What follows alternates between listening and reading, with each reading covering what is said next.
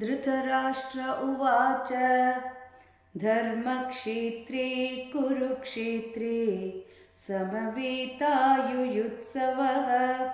मामकाः पाण्डवाश्चैव किमकुर्वत సంజయ. మొదటి అధ్యాయం 1వ శ్లోకం. ప్రతిపదార్థం.